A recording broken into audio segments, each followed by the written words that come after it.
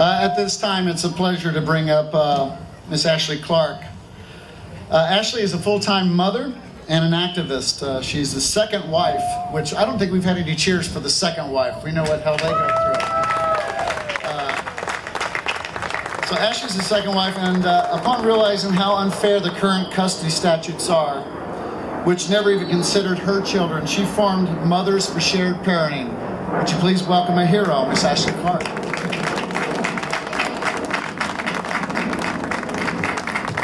Hi, thank you very much for having me. I'm honored to be here today. I stand in front of you. I'm a mother, I'm a stepmother, I'm a partner, I'm a wife, I'm a second wife. I'm also a future grandmother. As the old Native American saying goes, we've only borrowed the future from our children, and I'm fighting not just for me, for my stepchildren, but I'm also fighting for my children. I don't want my son to ever have to go through this. I don't want my daughter to ever have to experience what any of us have experienced.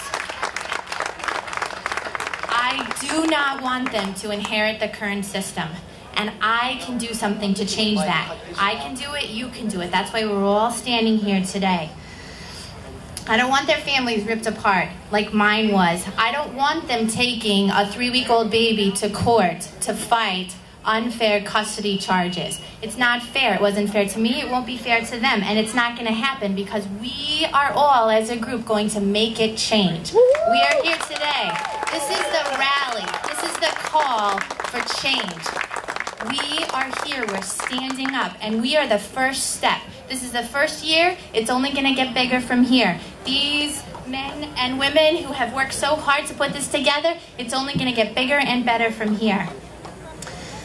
I worry about my children, I worry about my own family, I worry about my stepchildren, who I haven't seen, one of them in over 2 years. Anyone who thinks that parental alienation syndrome isn't real, they haven't experienced it yet.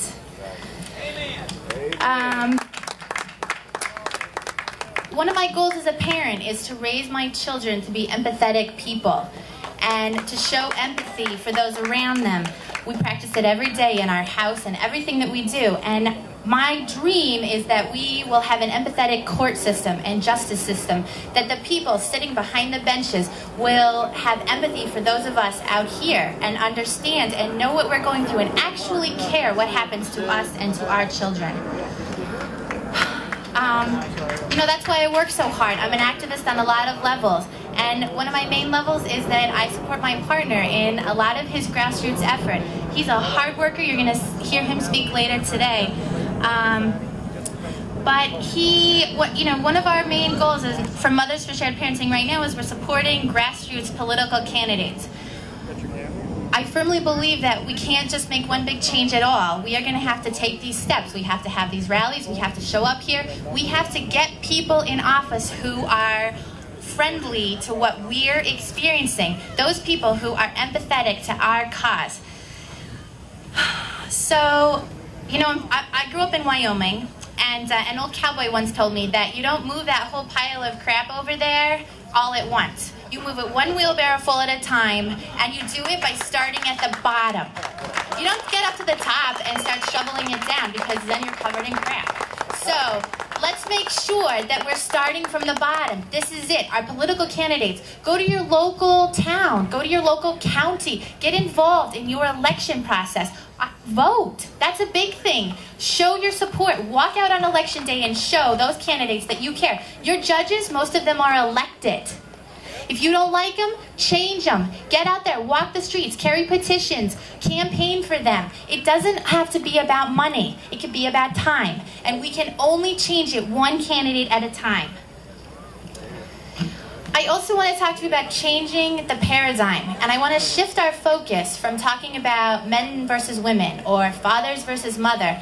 I'm a mother. I've been abused by the system, and I don't even have children in the system. I am a second wife, as I was introduced as, but my current children, my children are suffering, and I want them. I want to talk about the children, and I want to talk about how that we're not men and women and parents versus each other. We are talking about children and children's rights. We're talking about Children deserve two parents. Children deserve to see those parents. Children deserve to have a supportive family structure no matter what. I don't care if you can't get along with your ex.